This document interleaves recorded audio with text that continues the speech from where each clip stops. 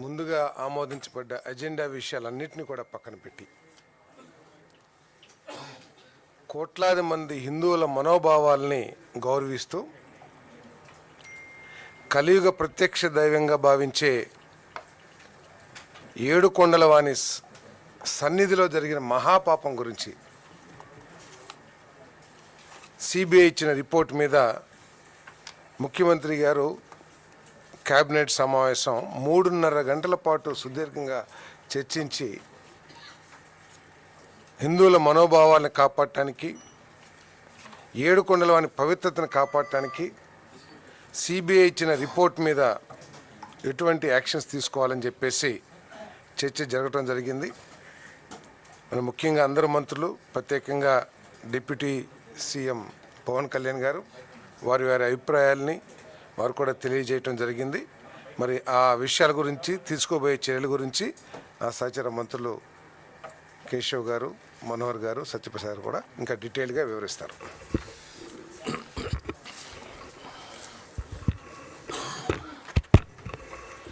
అందరికీ నమస్కారం. ఈరోజు జరిగినటువంటి కేబినెట్ సమావేశం మొత్తం కూడా తిరుమల తిరుపతి దేవస్థానం ప్రసాదంలో ఉపయోగించేటువంటి లడ్డూ ప్రసాదంలో ఉపయోగించేటువంటి నెయ్యిలో జరిగినటువంటి కల్తీలు, అవశేషాల గురించి సిట్ ఒక నివేదిక ప్రభుత్వానికి పంపింది. ఇందులో 2 ఉన్నాయి. ఒకటి ఛార్జ్షీట్, రెండవది ప్రభుత్వానికి సపరేట్గా ఒక లేఖ రాసింది, 11 పేజీల లేఖ. అది మీకు ఇవ్వడం జరుగుతుంది. దాంతోపాటు తిరుమల తిరుపతి దేవస్థానం వారికి భవిష్యత్తులో చేపట్టాల్సినటువంటి రిఫార్మ్, స్ట్రెంగ్తనింగ్ చేసేటువంటి మెకానిజం మీద వాళ్ళకు వచ్చినటువంటి సలహాలు, వాటిని ఇవ్వడం జరిగింది. ఛార్జ్షీట్ అనేటువంటిది కోర్టులో ఫైల్ చేయబడింది. కోర్టు అధికారికంగా దాన్ని ఇంతవరకు కాగ్నిజెన్స్లోకి తీసుకున్నట్టు మనకు తెలియరాలేదు. కాగ్నిజెన్స్లోకి తీసుకున్న తర్వాత, నంబర్ అయిన తర్వాత మాత్రమే మాకు అధికారికంగా ఛార్జ్షీట్ అనేటువంటిది ప్రభుత్వానికి కానీ అందులో ఉన్నటువంటి కక్షిదారులకు కానీ దొరుకుతుంది. ప్రభుత్వానికి వచ్చినటువంటి నివేదిక ఏదైతే ఉందో, ఈరోజు దీంట్లో self contained note for initiation of suitable action as deemed fit against the erring committee members and senior TTD officers. ఇది office of the special investigation team constituted under the honourable orders of the Supreme Court of India, CBI, confidential అనేటువంటిది CBI నుంచి ఈ ప్రభుత్వానికి వచ్చినటువంటి నివేదిక.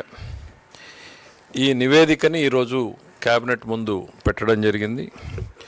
ఇందులో జరిగినటువంటి సంక్షిప్తంగా, ఇది ఛార్జ్షీట్ అయితే మరీ డీటెయిల్డ్గా ఉంటుంది, సంక్షిప్తంగా జరిగినటువంటి లోటుపాట్లని, ప్రభుత్వానికి అందుబాటులో ఉన్నటువంటి సమాచారాన్ని కూడా అధికారులు కేబినెట్ దృష్టికి తీసుకురావడం జరిగింది. చాలా నివ్వెరబోయేటువంటి విషయాలు. అంటే ఇంత స్థాయికి దిగజారుతారా? ఎస్, నిన్న వాళ్ళే అన్నారు కల్తీ సహజమని ఎక్కడో అన్నారు. ఒకవేళ వాళ్ళ మాట నిజమా కాదా అనేటువంటిది పక్కన పెడితే, శ్రీవారి క్షేత్రంలో ఇంత స్థాయిలో అక్రమాల్ని తెలియక జరిగితే తప్పనొచ్చు, తెలిసి కళ్ళ ముందు జరుగుతూ ఉంటే కూడా మౌనంగా ఉన్నారా, అందులో భాగస్వాములా అనేటువంటిది కూడా అనుమానం వస్తే, ఖచ్చితంగా భాగస్వాములు అనే రకంగానే మనకు ఉన్నటువంటి అన్ని ఆధారాలు తేలుతూ ఉన్నాయి. వీళ్ళు ఏం జరిగింది అనేటువంటిది ఒక్కసారి మనం రివ్యూ చేసుకుంటే, ఇది వెలుగులోకి రావడానికి కారణం గౌరవ ముఖ్యమంత్రి గారు ఎన్డీఏ పక్షాలకు సంబంధించినటువంటి సమావేశంలో ఇట్లా అవశేషాలు, జంతు కొవ్వు అవశేషాలు ఉన్నాయి అనేటువంటి ఒక మాటని ప్రస్తావించినప్పుడు దాని మీద సుదీర్ఘంగా చర్చ జరగడం, రాష్ట్ర ప్రభుత్వం రియాక్ట్ అయ్యి సిట్ వేయడం, ఆ తర్వాత సుప్రీంకోర్టు దాంట్లోకి ఇంటర్వ్యూన్ అయిన తర్వాత సిబిఐ నేతృత్వంలో సిట్ వేసింది. సిట్ ఛార్జ్షీట్ ఫస్ట్ వేసింది, మళ్ళీ సప్లిమెంటరీ ఛార్జ్షీట్ కూడా వేసింది. అయితే ముఖ్యమంత్రి గారు ఏ నేపథ్యంలో దాన్ని మాట్లాడారు అనేటువంటిది మనం మరొక్కసారి స్పష్టం చేయాల్సినటువంటి అవసరం ఉంది. ముఖ్యమంత్రి గారు ఏదో క్యాజువల్గానో రాజకీయ కోణంలోనో మాట్లాడలేదు. ఆ రోజు ప్రభుత్వానికి అందుబాటులో ఉన్నటువంటి సమాచారం, ఎన్డీడీబీ సిఏఎల్ఎఫ్ రిపోర్ట్, ఇందులో లాస్ట్ పేజ్కి వెళ్తాను, ఎందుకంటే కన్క్లూజన్స్ అక్కడే ఉంటాయి కాబట్టి. మీకు ఇవన్నీ కూడా కొన్ని షేర్ చేయడం జరుగుతుంది. ఇందులో ఈ వాళ్ళొక టెస్ట్ ఏదో చేశారు గీకి, ఆ టెస్ట్ చేసినప్పుడు ఎస్ వాల్యూస్ ఏంటి అన్నప్పుడు ఆ ఎస్ వాల్యూస్ ఏవో తేడా ఉన్నాయి. ఇట్ ఈస్ ప్యూర్లీ టెక్నికల్, దాన్ని కాసేపు పక్కన పెడితే దీనివల్ల ఈ ఎస్ వాల్యూస్ తేడా ఉండడం మూలాన ఏంటి అంటే వాళ్ళు రాసింది S value equation for its suspected adulterants as per ISO ప్రకారం, కోడ్ ప్రకారము ఏవేవి ఇందులో సస్పెక్టెడ్ అడల్టరెంట్స్ ఉండేటువంటి అవకాశం ఉంది. ఇది మనం ముఖ్యమంత్రి గారు ఏదో చేసిన ఆరోపణ కాదు. ఎన్డీడీబీ ఆ రోజుకు అందుబాటులో ఉన్నటువంటి రిపోర్ట్లో ఏం చెప్పారంటే soybean, sunflower, Alia, rape seed, cotton seed, fish oil number 1 column. Number 2 column coconut and palm kernel fat. Number 3 palm oil and beef టాలో. Number 4 lord. దయచేసి వెనక మాట్లాడే వాళ్ళు బయటికి వెళ్ళి మాట్లాడొచ్చమ్మా. నంబర్ 4 ఇందులో ఫిష్ ఆయిల్ ఉంది, బీఫ్ టాలో ఉంది, లార్డ్ ఉంది. ఇవి సస్పెక్టెడ్ అనేటువంటిది ల్యాబ్ ఇచ్చినటువంటి రిపోర్ట్. దీని ఆధారంగానే గౌరవ ముఖ్యమంత్రి గారు ఆ రోజు మాట్లాడారు. ఇన్ఫ్యాక్ట్ ఆ రోజు సమాజం నివ్వెరపోయింది. ఏంటి ఇది, ఎందుకనంటే ఆ రోజుకి ల్యాబ్ రిపోర్ట్ ఉంది అనేటువంటిది కూడా బయట పెట్టలేదు. తనకు సమాచారం వచ్చిందని గౌరవ ముఖ్యమంత్రి గారు మాట్లాడారు. పోనీ ఇదేమన్నా మొదటిసారా అని ఒక్కసారి చూస్తే, గౌరవ ముఖ్యమంత్రి గారు ప్రమాణ స్వీకారం చేసిన వెంటనే వేసిన ఫస్ట్ 2 పోస్టింగ్స్లో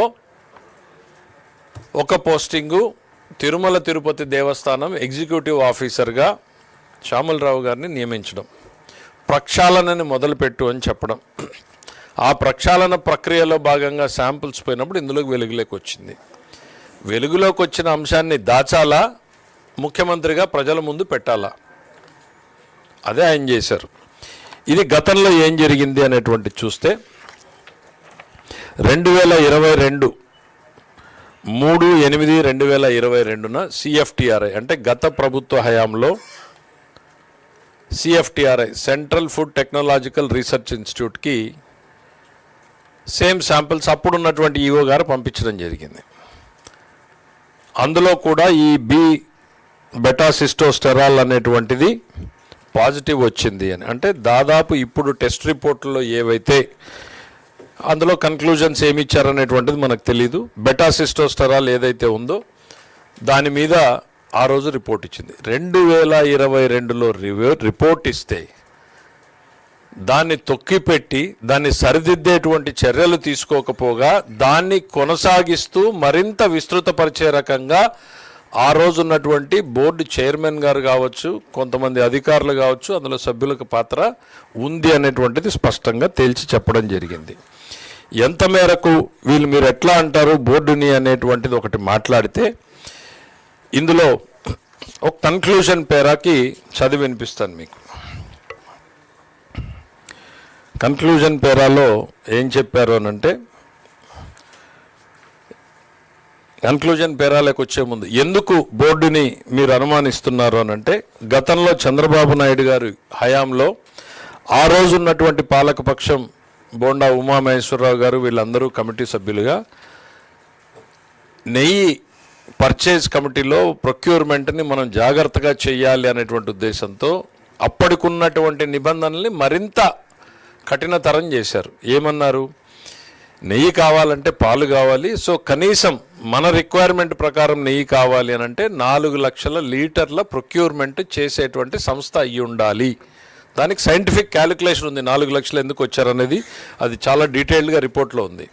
తర్వాత కనీసం 3 సంవత్సరాలు డైరీ యాక్టివిటీలో ఉండాలి అని ఉంది.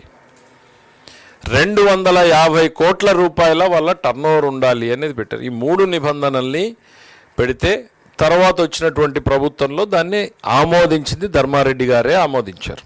ఆ నిబంధనల్ని ధర్మారెడ్డి గారు అండ్ తర్వాత ఉన్నటువంటి ఈవో గారు ఆమోదించిన తర్వాత ఈ టెండర్లు చేయాలి అనుకున్నప్పుడు ఒక టెండర్ జరిగింది. దాని తర్వాత వెంటనే ఒక రిప్రజెంటేషన్ తీసుకున్నారు. ఏమని? ఒక ఆలోచన, కాంపిటీషన్ తక్కువ వస్తుంది, సరళీకృతం చేయండి అని. వెంటనే 3 నిబంధనల్లో మార్పు చేశారు. 250 కోట్ల నుంచి 150 కోట్లకి తగ్గించారు. 1 సంవత్సరం ఎక్స్పోజర్ ఉంటే చాలు అని చెప్పారు. అసలు పాలు ప్రొక్యూర్మెంట్ లేనాల్సినటువంటి అవసరం లేకుండా తీసేశారు. పాలు లేకుండా నెయ్యి అనేటువంటిది చేయగలరా అనేటువంటిది సామాన్యులు, భక్తులు ఆలోచన చేయాల్సినటువంటి ఆ ప్రశ్న. ఇందులో దురుద్దేశం ఉందనుకోవాలా లేదనుకోవాలా మీరు చెప్పండి. నెంబర్ 1, సరళీకృతం చేసిన తర్వాత వీళ్ళు మళ్ళీ టెండర్లు పిలిచారు. ఆ ప్రక్రియలో భాగంగానే ఎప్పుడైతే సరళీకృతం చేయడం జరిగిందో అప్పటిదాకా అక్కడికి దరిదాపుల్లోకి రానటువంటి సంస్థలు అన్నీ కూడా వచ్చినాయి. ఏదో బోలే బాబా, ఇంకా చాలా డీటెయిల్డ్గా వెళ్తే ఆ బోలే బాబా సంస్థకి ధర్మారెడ్డి గారి పిఏ వెళ్ళి మీరు టెండర్లో పాల్గొనాలని అంటే మాకు లీటర్కి 25 రూపాయలు ఇవ్వాలి అని చెప్పడం, డిమాండ్ చేయడం, అతను ఇవ్వను అనటంతో సుబ్బారెడ్డి గారి పిఏ చిన్న అప్పన్న డిమాండ్ చేయడం, వాళ్ళకి ఏదో కుదరకపోతే ఇక్కడికి వచ్చి సంస్థలో ఇవన్నీ కూడా స్టేట్మెంట్స్లో వచ్చి అతను వాళ్ళని బ్లాక్ లిస్ట్లో పెట్టించడం జరిగింది. సో అప్పుడు బోలే బాబా ఇంకొక సంస్థ రూపంలో టైఅప్ పెట్టుకుని ఆంధ్రప్రదేశ్లో ఉన్నటువంటి వైష్ణవి డైరీస్ అనేటువంటి వాళ్ళని పెట్టుకుని ఈ టెండర్లో పార్టిసిపేట్ చేశారు. అందులో శాంపుళ్ళు బయటకు తీసినప్పుడే ఇవన్నీ అక్రమాలు వెలుగులోకి వస్తున్నాయి. ఇప్పుడు ఈ శాంపిల్ల సప్లైసు అందులో నుంచే ఇవన్నీ కూడా ఎన్డీడీబీ కాఫ్ రిపోర్ట్ రావడము, తర్వాత గౌరవ ముఖ్యమంత్రి గారు మాట్లాడడము, సిట్టు వేయడము, సుప్రీంకోర్టు ఇన్వాల్వ్ కావడము, దాని మీద విచారణ చేయడము, ఇవన్నింటిలో ఏం జరిగింది అనేటువంటి చూస్తే ఆ బోలే బాబా సంస్థని విచారణ చేసినప్పుడు సరే అది మీకు ఇన్ కోర్స్ ఆఫ్ ఛార్జ్ షీట్లో మనకి ఇంకా వివరాలు తెలుస్తాయి. ఇప్పటిదాకా మనకు వీళ్ళు చెప్పడం ఏంటంటే ఈ డైల్యూషన్ ఏదైతే చేశారో ఈ డైల్యూషన్ చేయడం కూడా 5 నెలల్లోనే చేశారు. 5 నెలల క్రితం మనం దీన్ని కఠినంగా ఉండాలి, మంచి క్వాలిటీ రావాలి అని ఇచ్చినటువంటి సంతకం పెట్టిన అధికారే 5 నెలల్లోనే వంటిన్నింటినీ డైల్యూట్ చేశారు. ఒకటి. రెండవది సిఎఫ్టిఆర్ఐ రిపోర్టు అప్పటికే వచ్చినా కూడా దాని మీద చర్యలు తీసుకోలేదు. ప్రభుత్వానికి వచ్చినటువంటి సమాచారం ఇది చైర్మన్ గారి దృష్టిలోనూ ఈఓ గారి అప్పుడున్నటువంటి ఈఓ గారి దృష్టిలోనూ పెట్టడం జరిగింది. పెట్టినా కూడా చర్యలు లేవు. అందులో నేరస్తులు అంటారా కాదంటారా వాళ్ళని? ఖచ్చితంగా ఈ రోజున ప్రభుత్వం మనకి సిట్ వాళ్ళు ఒక ఫైనల్ కన్క్లూజన్ రిమార్క్స్ మనకి ఇచ్చారు. ఏమని? తప్పు చేసినటువంటి అధికారుల మీద చర్య తీసుకోమంటూ దాంట్లో ఏం చెప్పారు అనంటే The committee recommended relaxation of tender conditions without conducting any comprehensive analysis, technical evaluation, field level assessment, and recommendations were approved by the then senior officers, namely O. Balaji, FA and CAO, and Shri A.V. Dharmareddy, Additional Executive Officer, and Shri Anil Kumar Singhal, IAS Executive Officer, without application of mind, resulting in dilution of quality safeguards and compromise in the quality of the ghee procurement. For the reasons stated above, it is recommended to take suitable action as deemed fit against the above erring committee members and senior TTD officers for deliberate omissions and failures. Deliberate అంటే ఉద్దేశపూర్వకంగా. దాని ఉద్దేశం ఏంటండి? వాళ్ళకి తప్పు జరిగింది అనేది CFTRI అంతకుముందు రిపోర్టు కళ్ళ ముందు ఉంది. నిబంధనలు కఠినంగా ఉండాలి అన్నటువంటి నిర్ణయం తీసుకున్న దాంట్లో అదే అధికారులు సంతకం పెట్టారు. 5 నెలల్లోనే తిరిగి డైల్యూషన్ చేశారు. డైల్యూషన్ తర్వాత సరే ఈ ఆరోపణలని తర్వాత అది డిఫరెంట్. ఏంటి అందులో నెయ్యి ఉందా లేక పామాయిలే ఉందా? It's a very detailed discussion. నివ్వెరపోయేటువంటి విషయాలు కొన్ని అంటే పూర్తిగా మనం ఛార్జ్ షీట్ చదివితే డీటెయిల్స్ వస్తాయి. ఇప్పటిదాకా ప్రభుత్వానికి అందినటువంటి సమాచారం చూస్తే వాళ్ళు పామాయిలే 58 లక్షల లీటర్ల దాకా కొనడం. కెమికల్స్ ఏంటా కెమికల్స్? ఈ ల్యాబ్ రిపోర్ట్ని ఆల్టర్ చేయాలి అని అంటే ఆ ఏ వాల్యూస్ని యాడ్ చేయడానికి ఏ కెమికల్ వేస్తే అందులో ఆ వాల్యూస్ పెరుగుతాయని కెమికల్స్ కలపడం, కలరింగ్ ఏజెంట్స్, ఫ్లేవరింగ్ ఏజెంట్స్, ఇవన్నీ ఒకవైపు టెండర్ని డైల్యూట్ చేశారు. రెండో వైపు వాడితో నెగోషియేట్ చేశారు. నెగోషియేషన్ కుదరకపోతే ఇంకొక కంపెనీ రూపంలోకి వచ్చారు. Then submission of fake documents, మొత్తం ఫేక్ డాక్యుమెంట్సే. 3 ఏళ్ళని 1 సంవత్సరం చేస్తే ఆ 1 సంవత్సరం కూడా ఆ సంస్థ డైరీ యాక్టివిటీ చేయాలి. ఆ వైష్ణవి డైరీ అనేటువంటిది మొత్తం ఫేక్ డాక్యుమెంట్స్ పెట్టారు. ఫేక్ డాక్యుమెంట్స్ పెట్టి టెండర్లోకి వచ్చారు. అంటే తమ కళ్ళ ముందు జరుగుతున్నటువంటి దాన్ని అడ్డుకోకపోవడాన్ని, తెలియకపోతే తప్పు, తెలిస్తే నేరంలో భాగస్వామ్యమే. ఖచ్చితంగా ఇందులో ఉన్నటువంటి వ్యక్తులందరూ ఇప్పుడు ఏవైతే రిపోర్ట్లో పొందుపరిచారో వీళ్ళందరూ కూడా ఆ నేరంలో భాగస్వాములుగానే మేము పరిగణిస్తున్నాం యాజ్ ఆన్ టుడే. ఛార్జ్షీట్లో వాళ్ళ నేరస్తులుగా పరిగణించారా లేదా? పరిగణించకపోతే ఎస్, ఏం చేయాలి భవిష్యత్తులో? ప్రభుత్వమా లేకపోతే తిరుమల తిరుపతి దేవస్థానమా భక్తుల ఇదిగో ఇన్వెస్టిగేషన్లో మీరు మిస్ అయ్యారా, ఇదిగో ఒకవైపు మీరు తప్పు చేశారు, ఇదిగో ఈ నేరం జరిగింది అంటూనే అందులో నేరస్తులుగా చేర్చలేదా, చేర్చారా? ఇవన్నింటినీ కూడా తీసుకెళ్ళాలి అనేటువంటిది కూడా చర్చ జరిగింది. అయితే we're waiting for the supplementary charge sheet because అధికారికంగా కోర్టు దాన్ని కాగ్నిజెన్స్లో, ఎందుకంటే కోర్టు కూడా చాలాసార్లు ఇది డిఫెక్టివ్గా ఉందంటే వెనక్కు పంపించే అవకాశం ఉంది. ఇదిగో రావాల్సిన వ్యక్తుల పేర్లు రాలేదు అంటే పంపించే అవకాశం ఉంది. So we want to wait till the court takes the document into the cognizance. వీళ్ళందరూ నేరస్తులుగానే భావించాలి. శ్రీవారికి అపచారం చేసినటువంటి సంఘటనలో ఈ నేతలందరూ కూడా సుబ్బారెడ్డి గారి దగ్గర నుంచి, ధర్మారెడ్డి గారి దగ్గర నుంచి, సింగాల్ గారి దగ్గర నుంచి కింది స్థాయి కమిటీలో ఉన్నటువంటి వాళ్ళందరూ, వీళ్ళందరి మీద చర్యలు తీసుకోమని ఏదైతే రిపోర్ట్ నివేదిక ఇచ్చిందో వీళ్ళని నేరస్తులుగానే పరిగణించమని ఈరోజు భావించడం జరిగింది. రెండవది, అడ్మినిస్ట్రేటివ్గా ఇంకా ఏమన్నా ల్యాప్సెస్ ఉన్నాయా అనేటువంటిది తేల్చడం కోసం ప్రభుత్వం ఒక కమిటీని వేయడం జరుగుతుంది. Very short tenure committee. ఎంత టైం ఫ్రేమ్ అనేది ఇంకా చెప్పలేదు, గౌరవ ముఖ్యమంత్రి గారు డిసైడ్ చేసి చెప్తారు. రోజుల 2 వారాల ఎట్లా అనేటువంటిది షార్ట్ టెన్యూర్లో. ఎందుకనంటే ప్రతి ఒక్కరికి వినే అవకాశం ఇవ్వాలి. వాళ్ళ మీద ఏదైనా ఇవాళ వాళ్ళు క్లియర్ కట్గా ఇవాళ ఇక్కడ చర్యలు తీసుకోండి అని చెప్పినా కూడా we want to be vengeance attitude అనేటువంటిది కాదు. వాళ్ళకి ఏదన్నా చెప్పుకునేటువంటి అవకాశం ఉంటే కూడా చెప్పే అవకాశాన్ని ఇవ్వాలి అనేటువంటి దాంతో ఈ కమిటీ వేసి తదుపరి చర్యలు తీసుకోవడం జరుగుతుంది. ఒకటి, వీళ్ళ మీద ఈ వ్యవస్థ మీద చర్యలు తీసుకోవడం, సరిదిద్దడం. అతి ప్రధానమైనటువంటిది నేరస్తులుగా భావించాలి. అందులో ఆ ఛార్జ్షీట్లో ఉన్నారా లేదా చూసి, ఉంటే వెరీ గుడ్, లేకపోతే ఇదిగో మీరే నేరస్తులుగా ఇక్కడ తెలిసి జరిగింది అని చెప్తున్నారు, తెలియక జరగడం లేదని చెప్పారు. 5 నెలల్లో మళ్ళీ తిరిగి అదే అధికారులు సంతకం పెట్టారని వాళ్ళు చెప్పింది, మేము ఎక్కడ పదం యాడ్ చేసింది కాదు. తెలిసి జరిగిందన్నప్పుడు వాళ్ళు నేరంలో భాగస్వాములు అవుతారు కదా, ఈ కోణం ఎందుకు చూడలేదు అని ఎవరు అడగాలి, మనమా ఏంటి అనేటువంటి దాని మీద కూడా ఏజీ గారిని పిలిచి కూడా అడ్వైజ్ అడగడం జరిగింది. So it will take some more time, but ఇమీడియట్గా అయితే మాత్రం కమిటీని ఏర్పాటు చేసి ప్రభుత్వం చర్యలు తీసుకుంటుంది. తిరుమల తిరుపతి దేవస్థానం పవిత్రతని కాపాడడానికి, శ్రీవారి ప్రాభవాన్ని వైభవాన్ని ఏమాత్రం తగ్గకుండా మరింత కట్టుదిట్టమైన చర్యలు తీసుకోవాలి అనేటువంటిది భావిస్తున్నాం.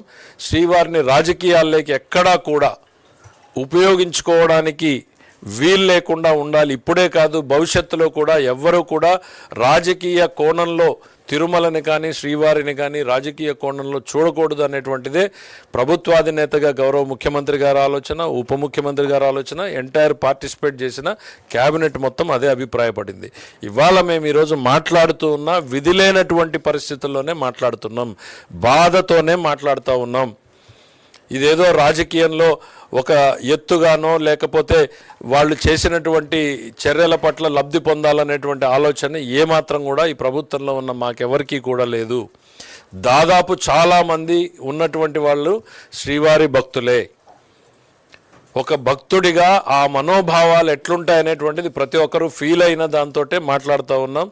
ఖచ్చితంగా ప్రభుత్వం ఈ దిశగానే ప్రయత్నం చేస్తున్నాం. రాజకీయాలకు అతీతంగా దోషులు అనేటువంటి వాళ్ళు నిలబడాలి, ఇటు ప్రజల్లోనూ అటు చట్టం ముందు. భవిష్యత్తులో మరింత కట్టుదిట్టమైన చర్యలు తీసుకునేలా, తప్పు చేయడానికి భయపడేలా ఉండాలనేటువంటిది, మరీ ముఖ్యంగా శ్రీవారి విషయంలో ఉండాలనేటువంటిది అందరి ఆలోచన. Thank you.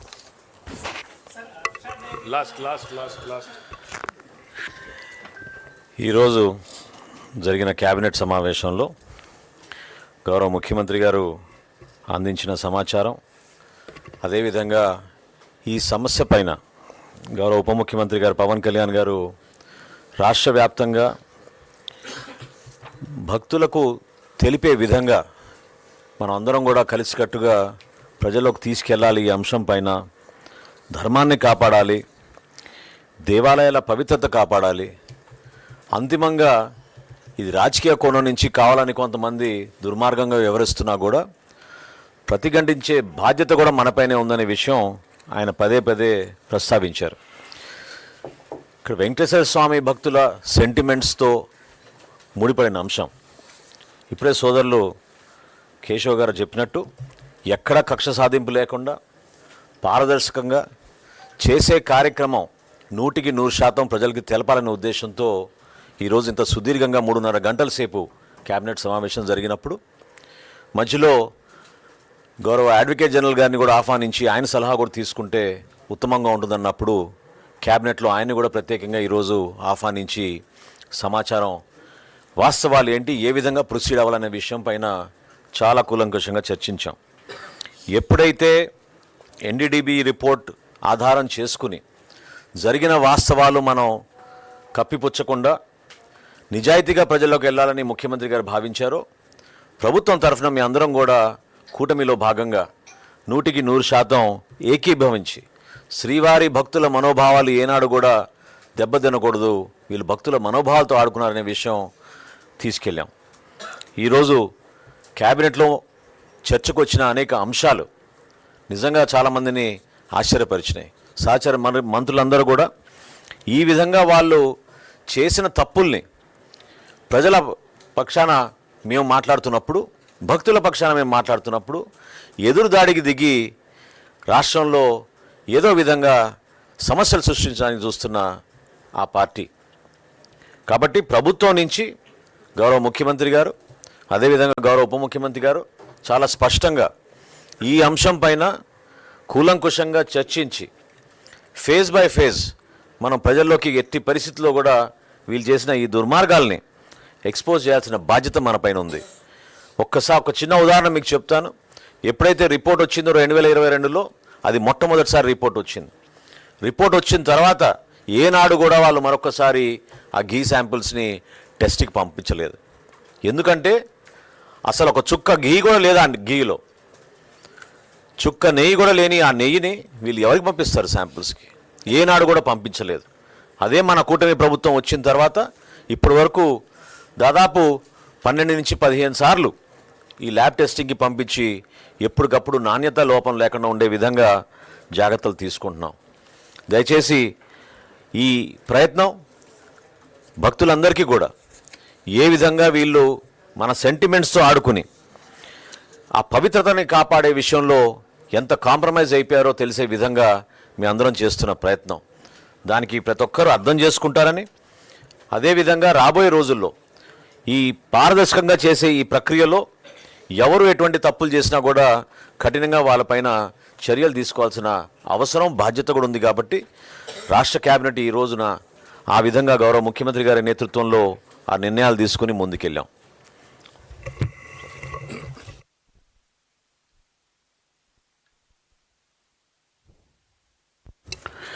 ఇటీవల సిట్ కోర్టులో సప్లిమెంటరీ ఛార్జ్షీట్ ఇచ్చిందని చెప్పిన తర్వాత వెంటనే మొట్టమొదటిసారిగా స్పందించింది వైసీపీ నాయకత్వం. సప్లిమెంటరీ ఛార్జ్షీట్లో విషయాలు మాకైతే తెలియదు, కానీ దీంట్లో కల్తీ జరిగింది కానీ జంతు కొవ్వు లేదన్న విధంగా మాట్లాడారు.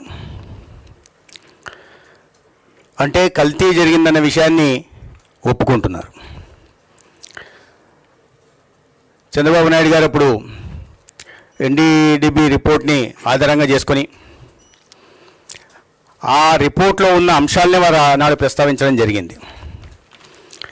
అయితే మరి ఆ విధంగా ఆనాడు చెప్పిన విధంగా ఇవాళ లేదు, కల్తీ మాత్రమే జరిగిందన్నట్టుగా చెప్పారు. నేను వాళ్ళని అడుగుతున్నది ఏంటంటే, కల్తీని మీరు సమర్థిస్తున్నారా?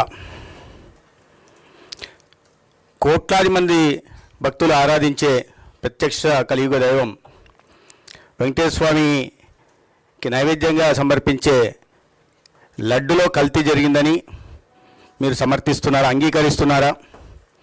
దాన్ని మీ పార్టీ నాయకత్వం సమర్థిస్తున్నదా? సమాధానం చెప్పాల్సింది. అదే సమయంలో అనేక పత్రికల్లో వార్తలు కూడా వచ్చాయి. మొత్తం సరఫరా చేసిన నెయ్యిలో అసలు నెయ్యే లేదనే విషయం కూడా చెప్పడం జరిగింది. కేవలం పామోలిన్ ఆయిల్ కానీ పామాయిల్ కానీ ఇతరత్ర కెమికల్స్ని వాడి నెయ్యిని తయారు చేశారని, దానికి ఇప్పుడే గౌరవ ఆర్థిక శాఖ మంత్రి గారు చెప్పినట్టుగా ఆ వాల్యూ పెంచడం కోసం కెమికల్స్ కూడా వాడినట్టు కూడా వార్తలు వచ్చాయి. అంటే మరి నెయ్యే లేకుండా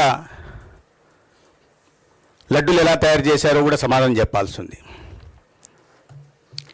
మామూలుగా మనకి తెలిసినంత వరకు నెయ్యి తయారు చేయాలంటే భగవంతుడు సృష్టి ప్రకారం పాలు రావాలా, పాలతోనే నెయ్యి తయారు చేస్తారని ఎవరికైనా తెలిసిన విషయం. కానీ వాళ్ళ వైఎస్ఆర్సీపీ నాయకత్వం ప్రతిసృష్టి చేయడం, అందరూ దేవుళ్ళుగా తయారైపోయి ప్రతిసృష్టి చేసే ప్రయత్నం చేస్తున్నారు. పాలే లేకుండా నెయ్యిని తయారు చేస్తున్నారంటే ఎంతకు బరితెగిచ్చారో మనం అర్థం చేసుకోవాల్సిన అవసరం ఉంది.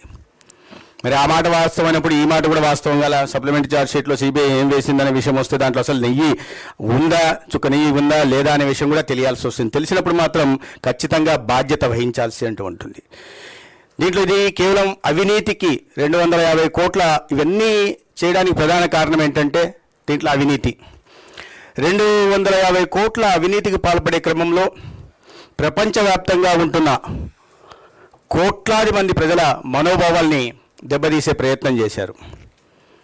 తర్వాత ఈ వాస్తవాలు బయటపడుతున్న క్రమంలో ఇది భక్తుల మనోభావాలతో ముడిపడిన అంశంగా కాకుండా దాన్ని కూడా రాజకీయ అంశం లాగా చేసి తద్వారా మళ్ళీ వితండవాదం చేస్తూ ప్రజల్లో ఒక కన్ఫ్యూజన్ని క్రియేట్ చేసే పని చేస్తున్నారు.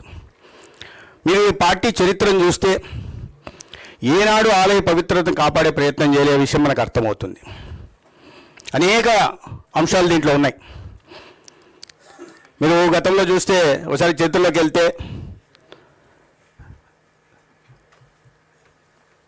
భగవంతుడు 7 కొండలపైన నెలకొని ఉన్నాడనే విషయం అందరికీ తెలిసిందే. ఏ చిన్న పిల్లోడినైనా అడిగినా చెప్తారు. కానీ 2 కొండలు ఉన్నాయని వితండవాదం చేశారు. దాని తర్వాత కూడా అన్యమత ప్రచారాన్ని ప్రోత్సహించారు. అన్య మతస్థులు ఉద్యోగస్తులుగా ఉండకూడదంటే ఉద్యోగస్తుల్ని చేర్చారు. ఇవన్నీ కూడా ఆలయ పవిత్రతను దెబ్బతీసే ప్రయత్నంలో భాగమే. దాని తర్వాత కూడా 2019-14 మధ్య మనమందరం అతి పవిత్రంగా భావించే బ్రహ్మోత్సవాల సందర్భంగా పాటించాల్సిన సంప్రదాయాల్ని ఆనాడు ముఖ్యమంత్రిగా ఉన్న వ్యక్తి పాటించలేదు. అన్యమతస్థులు దర్శనానికి వెళ్ళాలంటే ఖచ్చితంగా డిక్లరేషన్ చెయ్యాలి అనే నిబంధన ఉంది. ఆ నిబంధనని ఏనాడు పాటించిన దాఖలాలు లేవు. సాక్షాత్తు దేశానికి ప్రధానమంత్రిగా రాష్ట్రపతిగా పనిచేసిన డాక్టర్ ఏపీజే అబ్దుల్ కలాం గారు దర్శనానికి వచ్చినప్పుడు డిక్లరేషన్ ఇచ్చినప్పుడు అన్యమతస్తుడిగా మరి ఆనాడు ముఖ్యమంత్రిగా ఉంటున్న వ్యక్తి కూడా డిక్లరేషన్ ఇవ్వాల్సింది. ఇచ్చిన దాఖలాలు లేవు. దాని తర్వాత కూడా చూస్తే అనేక అంశాలు ఇప్పుడే CFTRI రిపోర్ట్ గురించి చెప్పారు. 2022 ఆగస్టులో వచ్చిన రిపోర్ట్ని తొక్కిపెట్టేసి ప్రజలకు తెలియనీయకుండా తద్వారా బార్గెనింగ్ పవర్ పెంచుకునే ప్రయత్నం కూడా చేశారు. దాని వెనక ఏం జరిగిందో ఖచ్చితంగా నాయకత్వం చెప్పాల్సి ఉంది. అటువంటి ముఖ్యమైన విషయాన్ని ప్రజల్లోకి ఎందుకు తీసుకెళ్ళలేదు? కల్తీ జరిగిన విషయాన్ని ఎందుకు దాచిపెట్టారు? అంటే కల్తీ ముందే జరిగింది, దాన్ని మరింత విస్తృతంగా తీసుకెళ్ళి దీన్ని అవినీతిమయం చేసి హిందువుల మనోభావాలను దెబ్బతీసి ముఖ్యంగా స్థూలంగా హిందూ ధర్మ మూలాలనే దెబ్బతీసే విధంగా 5 సంవత్సరాల్లో జరిగింది. ఇప్పుడు కూడా దాన్ని అదేవిధంగా రాజకీయ అంశం చేయాలని ప్రయత్నం చేస్తున్నారు. దానికి ముందు ఆనాడు ఈఓగా ఉంటున్న వ్యక్తి food safety standards authority of India ఈ బిటా సిటోస్టెరాల్ ఏదైతే ఉందో ఆ కెమికల్ను కూడా వీటిలో పరీక్షించాలని చెప్పినప్పుడు రాష్ట్రంలో దానికి ఆమోదం తెలిపి తర్వాత ఏ ఉద్దేశంతోనో మరి ఉద్దేశపూర్వకంగానే ఆ కావాల్సిన కంపెనీలకు వాటి నుంచి ఆ సడలింపు ఇవ్వడం జరిగింది, మినహాయించారు. అంటే దీని వెనుకలు కూడా అన్నీ తెలిసే డెలిబరేట్గా కావాలనే వారి లక్ష్యాన్ని నెరవేర్చుకోవాలనే అవినీతి పాల్పడుతూనే పవిత్రత కూడా దెబ్బతీసే విధంగా వారు దీంట్లో పాల్గొన్నారు. అదేవిధంగా అదే సందర్భంలో ఈ సడలింపులు అనేక సడలింపులు చెప్పారు. ఇవాళ 8 లక్షల లీటర్లు సేకరింపు చేసి ఉండాలా, చేయాలా ప్రతిరోజు అని. ఆ సందర్భంలో ఈ దేశంలోనే ప్రతిష్టాత్మకమైన కేఎంఎఫ్ సంస్థ రోజుకు కోటి లీటర్ల పాలను సేకరిస్తుంది. అటువంటి సంస్థను కూడా టెండర్లలో పాల్గొనే అవకాశం లేకుండా చేశారు. మరి ఆ క్రమంలో ఎవరికి తెలియని ఈ బోలేబాబా డైరీని దొడ్డిదారిని తెచ్చారు. ఈ బోలేబాబా డైరీని తెచ్చిన ఆలీబాబా ఎవరో తెలియాల్సి ఉంది ప్రజలకి. ప్రజలు ఇవన్నీ గతంలో జరిగినవన్నీ మీరు చూస్తూ వస్తే ఆ పవిత్రత లేదని తెలుసు. కాబట్టి ఎప్పటికప్పుడు మీరు దాన్ని నిర్వీర్యం చేయాలని చూస్తున్న విషయం తెలుసు. ఈ బోలేబాబా అని తెచ్చిన ఆలీబాబా తెలియాలా, దీని కారణంగా ఆలీబాబాలో ఉంటున్న 40 దొంగలు ఎవరో తెలియాలా. ప్రజలు ఇవి కోరుకుంటున్నారు. గతంలో మీరు పవిత్రం దెబ్బతీసే ప్రయత్నం చేశారు, ఇప్పుడు కూడా చేస్తున్నారు, భవిష్యత్తులో చేయబోతారు. కానీ వాస్తవాలు కూడా ఖచ్చితంగా బయటకు వస్తాయి. అయితే సిబిఐ పంపించిన 11 పేజీల రిపోర్ట్లో అన్ని ఇవాళ చాలా విస్తృతంగా చర్చ జరిగింది. ఏ రకం చర్య చేయాలో, ఏ స్థాయిలో వ్యక్తులైనా కూడా వారిని ఉపేక్షించకూడదు. తర్వాత సప్లిమెంటరీ ఛార్జ్షీట్లో ఏమొచ్చిందనే విషయాన్ని బట్టి ఫర్దర్గా మనం ముందుకు వెళ్ళొచ్చు అనే విషయాన్ని ఇవాళ చర్చించడం జరిగింది. అయితే దీన్ని ఇవాళ వేరే రకంగా తీసుకెళ్లే ప్రయత్నాలు చేస్తూ ఉన్నారు. ప్రజలు గమనిస్తున్నారు. దీని ముందు సమాధానం చెప్పి తర్వాత మీరేమైనా కుట్రలు, కుతంత్రాలు, మోసాలు అలవాటైనవే కాబట్టి వాటిలో పాల్పడాలనుకున్న ముందు వీటికి సమాధానం చెప్పి ప్రజల ముందుకు వస్తే బాగుంటుందని మా ఉద్దేశం.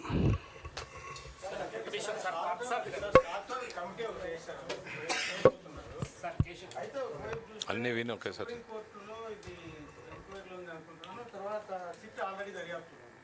ఓకే, నెక్స్ట్ చెప్తాను.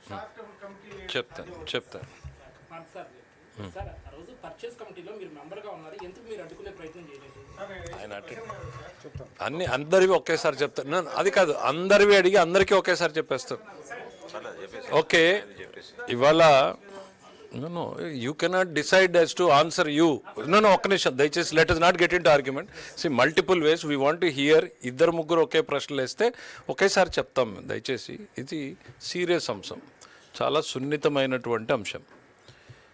ఈ అంశాన్ని పదే చెప్తున్నాం. ఎక్కడ కూడా రాజకీయ కోణంలో మేము తీసుకునేటువంటి ప్రయత్నం చేయలేదు అనేటువంటిది.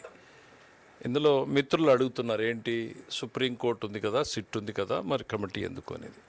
సుప్రీంకోర్టు తాను స్టేట్ వేసినటువంటి కమిటీలకి మెంబర్స్ని యాడ్ చేసి సిబిఐ నేతృత్వంలో జరగాలి అని చెప్పింది. సిబిఐ నేతృత్వంలో జరిగినటువంటి సిట్టు ఛార్జ్ షీట్ని ఫైల్ చేసింది, సప్లిమెంటరీ ఛార్జ్ షీట్ కూడా ఫైల్ చేసింది. దాదాపు సిట్ పర్వ్యూ పూర్తయినట్టుగానే మనం భావించాలి. వాళ్ళకి దెర్ ఇస్ అ ప్రొవిజన్, ఇంకా సప్లిమెంటరీస్ కూడా వేయచ్చు, we cannot rule out. But as on today what we understand is, మాకు ఇంకా లేఖ రాశారు ఇంకోవైపు ప్రభుత్వానికి. అంటే సో అది ఫైనాలిటీకి వచ్చింది, ఛార్జ్ షీట్ అటు వేశారు కాబట్టి ఇటు ప్రభుత్వానికి ఇదిగో బ్రాడ్గా మాకు ఇన్ని తప్పులు కనపడ్డాయి, ఆ తప్పుల్లో మీరు for initiation of suitable action as deemed fit against the erring committee members and senior TTD officers. So ఇది సేమ్ సిట్ దగ్గర నుంచే మాకు వచ్చింది. సో వాళ్ళ మీద చర్యలు తీసుకోండి అనేటువంటిది ఇట్స్ ఎ ఫైనాలిటీ. తప్పు జరిగింది, చర్యలు తీసుకోండి అనేటువంటిది ఫైనాలిటీ. బట్ స్టిల్ ఈ government we want to give an option. మీ మీద ఇట్లా నేరారోపణ వచ్చింది, నిర్ధారించబడింది, సిట్ మీ మీద చర్యలు తీసుకోమనింది, మీరేమైనా చెప్పుకునేది ఉందా అనేటువంటిది ఇది. So there is nothing committee దాంట్లోకి ఇన్వెస్టిగేషన్ ఇంకోటి కాదు. It is a course of natural justice. ఈ ప్రభుత్వం ఎక్కడా కూడా కక్ష సాధింపు ఆలోచనలతోటో చర్యలతోటో లేదు. We're following the due course of natural justice. ఒక్క నిమిషం లేదు, ఇందులో ఆ రోజు ఉన్నటువంటి ఈఓ గారిది, ఏఈఓ గారిది, బాలాజీ అనేటువంటి వ్యక్తిది, ఎర్రింగ్ కమిటీ మెంబర్స్ అన్నారు. మేము ఇవాళ చర్చల నేపథ్యంలో వచ్చినటువంటిది ఏం జరిగింది అని అంటే, ఇందులో 2 ప్రధానమైన అంశాలు రిపిటేషన్ చేసినా మళ్ళీ ప్రజలకి అవసరం అనేటువంటి చెప్పడం జరుగుతుంది.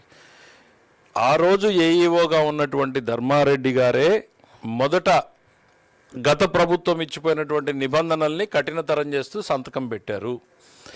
5 నెలల్లోనే డైల్యూట్ చేశారు, అంటే తెలిసే డైల్యూట్ చేశారు. ఇది నంబర్ 1. నంబర్ 2, ఈ డైల్యూట్ చేసిన టెండర్స్లో పార్టిసిపేట్ చేసి కొంతమంది సక్సెస్ అయ్యారు. అయిన తర్వాత వాళ్ళు వచ్చి ఇంకొక ఎగ్జామ్షన్ అడిగారు. ఏమని? మాకు ఈ టెస్ట్ పెట్టొద్దండి అని. ఇప్పుడు ఏ టెస్ట్ల గురించి మనం మాట్లాడుతున్నామో, టెండర్ నిబంధనల ప్రకారం ఆ టెస్ట్ కంపల్సరీ అని ఉందో, ఈ టెండర్ నిబంధనలే కాదు, భారతదేశం మొత్తం మీద కూడా మా ఫుడ్ సేఫ్టీ దీని మీద ఉన్నటువంటి నిబంధనల ప్రకారం 2020-21 నుండి కంపల్సరీ డైరీకి ఇది ఉండాలి అని పెట్టిన నిబంధనని, టెండర్లో ఉన్న నిబంధనని, టెండర్ అయిపోయిన తర్వాత ఆ టెండర్లో పార్టిసిపేట్ చేసిన వాళ్ళు ఈ టెండర్లో మాకు ఇది పెట్టొద్దండి అని అంటే ఆ ధర్మారెడ్డి గారు దానికి ఎగ్జంప్షన్ ఇచ్చారు. ఇంకా క్వాలిటీ కంట్రోల్ ఎక్కడుంది? ఏ పరీక్ష అయితే చెయ్యాలో ఒకవైపు నిబంధనలు సడలించారు, మరోవైపు సడలించినటువంటి నిబంధనల తర్వాత మిగిలిపోయినటువంటి ఏకైక అంశంగా ఉన్న పరీక్ష చెయ్యాలి అనేటువంటి అంశాన్ని కూడా మాకు ఎగ్జంప్షన్ ఇమ్మంటే దానికి కూడా ఎగ్జంప్షన్ ఇచ్చారు. సో చాలా స్పష్టంగా నేరపూరితమైనటువంటి కుట్రలో భాగస్వామ్యం కనపడతా ఉంది. కాబట్టి వీళ్ళందరినీ నేరస్తులుగా పరిగణిస్తున్నారా లేదా అనేటువంటిది ఇవాళ క్యాబినెట్లో వచ్చినటువంటి చర్చ. ఇక సుబ్బారెడ్డి గారి గురించి, చైర్మన్ గారి గురించి, ఆయనది 2022లో ఏదైతే సిఎఫ్టిఆర్ఐ రిపోర్ట్ వచ్చిందో ఆ రిపోర్టు వీళ్ళందరి దృష్టికి మరి రావాలి కదా. ఇవాళ ఎట్లా రిపోర్ట్ బయటకు వస్తేనే ప్రభుత్వం స్పందించింది, వీళ్ళెవరూ మాట్లాడలేదు. ప్రభుత్వానికి ఉన్నటువంటి సమాచారం ప్రకారం అది చైర్మన్ గారి దృష్టికి తీసుకెళ్లారని, దాని తర్వాత ఏం జరిగిందో మాకు తెలియదు అనేటువంటిది వచ్చింది. అంటే ప్రాథమికంగా ఏం కనపడుతుంది, ఆ రిపోర్ట్లో తప్పు అనేటువంటిది వచ్చింది, కల్తీ ఉందని, అది చైర్మన్ గారి దృష్టిలో ఉంది అనేటువంటిది ప్రాథమికంగా తెలుస్తోంది. ఇవి సిబిఐ పరిగణలోకి తీసుకుందా లేదా మనకు తెలియదు, ఛార్జ్షీట్ చూస్తే తప్ప తెలియదు. దాని మీద మేము ఇప్పుడు కామెంట్ చేయజాలం. సో ఇది కూడా నేరంలో భాగస్వామ్యమైనటువంటిది ప్రాథమికంగా భావించడం జరుగుతుంది. మేమే కాదు, ఏమాత్రం చదువు రానటువంటి వ్యక్తులకు కూడా అర్థమవుతుంది, కళ్ళెదురుగా ఇన్ని జరుగుతూ ఉంటాయి. సో ఈ నేరస్తులుగా పరిగణిస్తున్నారా లేదా అనేటువంటిది ఛార్జ్షీట్ వచ్చిన తర్వాత చూసి, లేకపోతే చేర్చాలి అని. ఇన్ ది మీన్ టైం వాళ్ళు మాకు ఇచ్చినటువంటి సలహా ప్రకారం ఈ యాక్షన్ ఇనిషియేషన్ కూడా ప్రారంభం చేయడం జరుగుతుంది. ఇవన్నీ కూడా మళ్ళీ రిపీట్ చేస్తాం, ఏ మాత్రం కూడా రాజకీయ కోణం లేదు. చాలా కన్సర్న్ తోటి శ్రీవారి పట్ల ఉన్నటువంటి భయము భక్తితోటి ఈ ప్రభుత్వం పనిచేస్తూ ఉంది. భక్తుల మనోభావాలు, తిరుమల పవిత్రతే లక్ష్యం తప్ప రాజకీయ ప్రయోజనాలు ఇందులో ఏ ఒక్కరం కూడా ఆశించడం లేదు. అది స్పష్టం మరీ చేయదలుచుకుంటున్నాం. అంటే మాకు విచారణ రిపోర్ట్ పూర్తిగా రాలేదు కదా. నో, ఇది ఎక్స్ట్రాక్ట్ పంపించారు. Unless we see the charge sheet in total we cannot come to a conclusion. Next,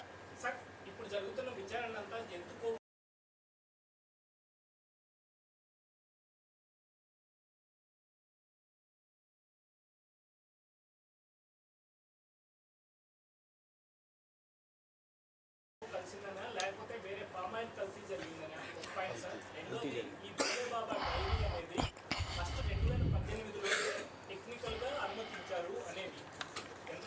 ఇది ఒక వ్యక్తి గురించో వ్యక్తుల గురించో కాదు. దయచేసి అందరూ కూడా తెలుసుకోండి. వ్యవస్థ, బ్రిటిష్ పాలకులు కూడా శ్రీవారి వ్యవస్థలోకి చొరపడే ప్రయత్నం చేయలేదు.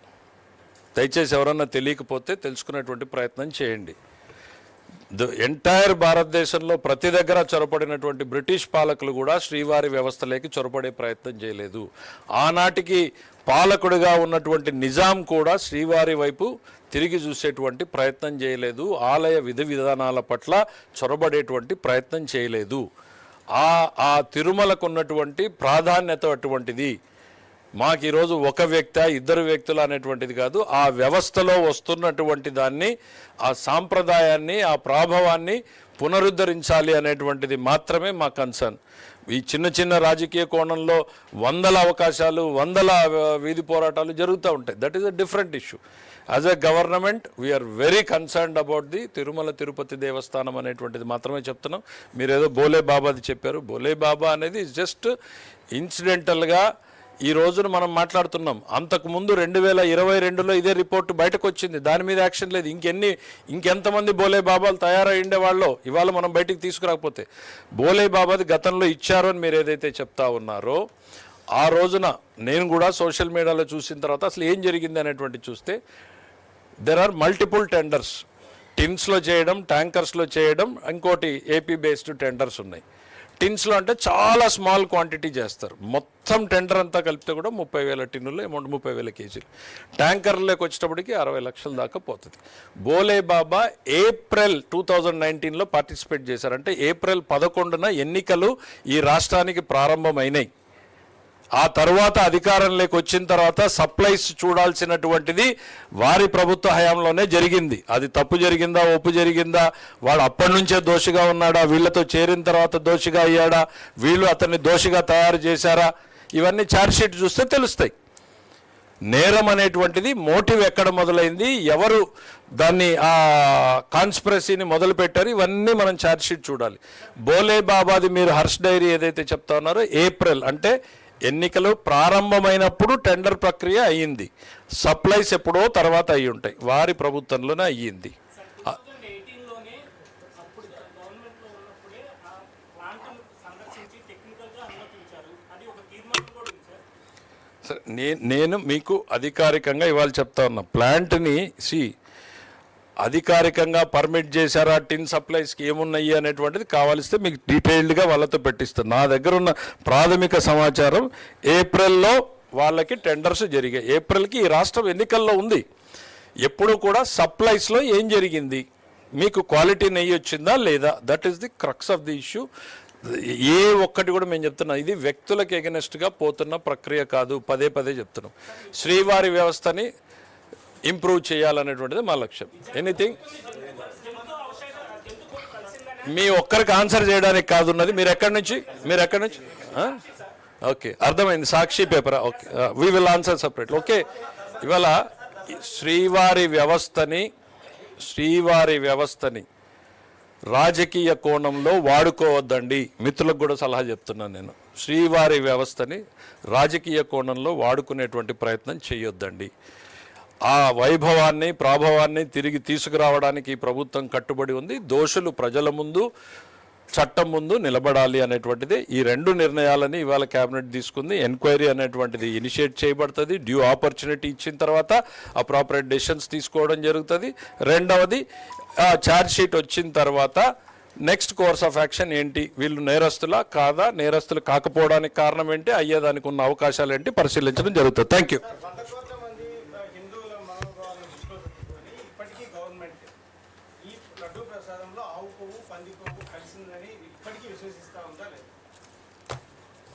హైపోథెటికల్ క్వశ్చన్స్ కాదండి ఇక్కడ మేము మాట్లాడుతున్నది. We're evidence based. మీకు NDDB CALF రిపోర్ట్ చదివి వినిపించాను. ఇది విశ్వాసాలతోటి నమ్మకాలు మాట్లాడడం కాదు. NDDB CALF రిపోర్ట్ గురించి మేము మాట్లాడాం. ఆ రోజున గౌరవ ముఖ్యమంత్రి గారు మాట్లాడడానికి ఈ నివేదికే ప్రామాణికం. మీకేదో అనుకున్నారని, నేనేదో అనుకున్నానని నో. దయచేసి వ్యక్తులుగా మనం ఎన్నన్నా మాట్లాడచ్చు. No government decision, no, this is evidence based. ఆ రోజు గౌరవ ముఖ్యమంత్రి గారు మాట్లాడారు. మాట్లాడిన తర్వాతే ఇన్ని విషయాలు వెలుగులోకి వచ్చినాయి. Right, thank you very much.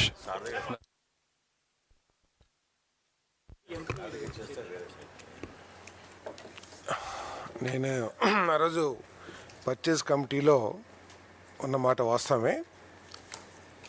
నెయ్యి లేని 20 కోట్ల నేతి లడ్డూలు తయారు చేసి కోట్లాది మంది భక్తులకి పంపిణీ చేసిన మహానుభావులు, హిందూ మత సాంప్రదాయాల మీద, మనోభావాల మీద గౌరవం లేకోకుండా నిబంధనల్ని సడలించి పాపానికి అంకురార్పణం చేసిన పెద్దలు ఒక పర్చేజ్ కమిటీని పక్కదారి పట్టించడం, పక్కన పెట్టేయటం పెద్ద కష్టం కాదని చెప్పేసి ఇప్పుడు అర్థమవుతా ఉంది. ఆ రోజు ప్రత్యేకంగా మీరు చూసినట్లయితే స్పెషల్ ఇన్వైటీస్ కింద 2 సభ్యులను మాత్రమే పిలుచుకొని ఆ రోజు దీనికి సంబంధించిన రాతకోతలు కానీ అప్రూవల్స్ కానీ ఇవ్వటం జరిగింది. ఆ పర్చేజ్ కమిటీకి సంబంధం లేకోకుండా అని చెప్పేసి నేను చాలా స్పష్టంగా తెలియజేస్తాను. మన భాస్కర్ రెడ్డి గారు, కరుణాకర్ రెడ్డి గారు, ఇంకా అధికారులు కొంతమంది ఉన్నట్టున్నారు. చెవిరెడ్డి భాస్కర్ రెడ్డి గారు, కరుణాకర్ రెడ్డి గారు అనుకుంటున్నాను నేను, ఎందుకంటే మాకు ఆ రోజుకి తెలియదు, తర్వాత మాకు తెలిసిన విషయం.